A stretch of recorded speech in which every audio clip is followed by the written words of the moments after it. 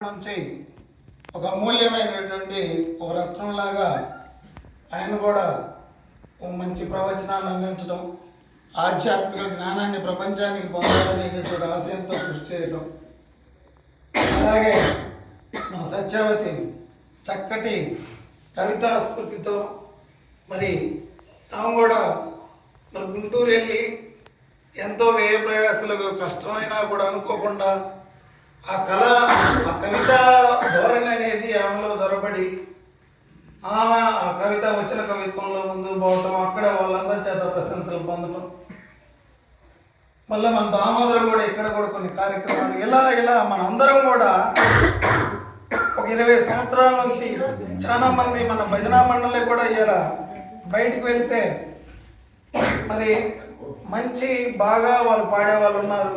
మరి మన సీతమ్మ, పద్మ, మరి మన సైదమ్మ ఇలాంటి వాళ్ళు మరి గరాలు పాడు వాళ్ళు వస్తే బాగుంటుంది అని మరి అలాంటి పేరు తెచ్చుకోవడం, కొన్ని కార్యక్రమాలు మన అమ్మవారి కార్యక్రమాలు అయితే కొన్ని కార్యక్రమాలు మనం చేపట్టడం, ఇవన్నీ కూడా మనకి ఈ 20 సంవత్సరాల్లో మనం ఎంతో కొంత ఈ కూర్చోవటం వల్ల ఒక స్ఫూర్తితో మనం అందరం కూడా ఎదిగాం.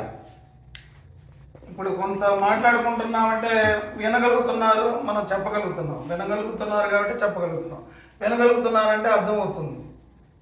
కాబట్టి ఇవి ఇంకా మెరుగుపడాలి. ఇవి ఎందుకు మెరుగుపడాలి? అసలు ఆధ్యాత్మిక జ్ఞానం ఏం అవసరం, దేనికి ఎందుకు కూర్చోవాలి మనం? ఒకరోజు ఒకనా కాలంలో 30, 40, 50 సంవత్సరాల క్రితం అయితే ఆకలితో అల్లాడిపోయేవాళ్ళు, రోగాలు వస్తే మందులు దొరికేవి కాదు, అనేక రకమైనటువంటి రుగ్మతలకి భౌతికమైనటువంటి విధానంలో ఇబ్బందులు పాలయ్యి చాలామంది దానికి మార్గం దొరక్క, తిండి లేక, పని లేక, ఏం చేయాలో అర్థం కాక, సరైనటువంటి బట్టలు లేక, సరైనటువంటి గూడు లేక, ప్రకృతిని నుంచి ఎలా రక్షించుకోవాలో తెలియక వణికిపోయేవాళ్ళం. ఈరోజు ప్రకృతిని మనం జయించాం. అందరికీ ఒంటి మీద మంచి వస్త్రాలు ఉన్నాయి, చక్కటి ఇల్లు కట్టించుకున్నాం, ఆహారం చక్కటి మంచి ఆహారం అందరికీ అందుతుంది. ఈరోజు ఆకలి తలమటించి చనిపోయేవాళ్ళు లేరు. కానీ మనసు మానసిక అవస్థలో లోపాలనేవి మాత్రం అప్పటి నుంచి ఇప్పటికి మాత్రం ఎదగలేదు.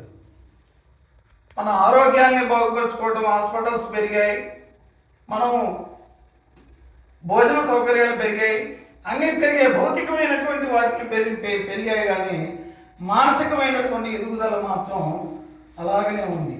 వాళ్ళు కుళ్ళు, కపటము, మోసము, ఈర్ష్య, ద్వేషము ఇలాంటి వాటిని మనం జయించలేకపోతున్నాం. మనిషిని ప్రేమించలేకపోతున్నాం, తోటి వాళ్ళు ఎదిగితే చూడలేకపోతున్నాం. ఇలాంటి వాటిలో వెనకబడి ఉన్నాం. కాబట్టి ఈ మానసిక అవస్థల్లో కూడా మనం ఎరగలిగితే మనిషి ఆనందం, మనిషి ప్రేమమయుడుగా ఎప్పుడైతే మారుతాడో వాడికి ఆనందం తాండవిస్తుంది, హృదయం ఆత్మానందం వెలువరిస్తుంది. నువ్వు భౌతిక ప్రపంచంలో ఎంత ఎదిగినా కూడా మానసిక ఎదుగుదల లేకపోతే నీవు దుఃఖం నుంచి బయటపడలేవు. నీకు మంచి పరుపు ఉంటుంది, నిద్ర రాదు. నీకు మంచి ఆహారం ఉంటుంది, అరగదు. నీకు అన్నీ ఉంటాయి, కానీ ఏదో వెళ్తుంటుంది. కారణం ఏమిటంటే మానసిక ఎదుగుదల లేకపోవటం, మానసిక ప్రేమించాలా, మనిషిని ప్రేమించేటటువంటి మంచి భావజాలం లేకపోవటం, భావ దౌర్బల్యంతో బ్రతకటం. కాబట్టి ఇవన్నీ కూడా మహాత్ములు వీళ్ళందరూ కూడా మనిషిని ఉన్నత స్థితికి ఎదగటానికి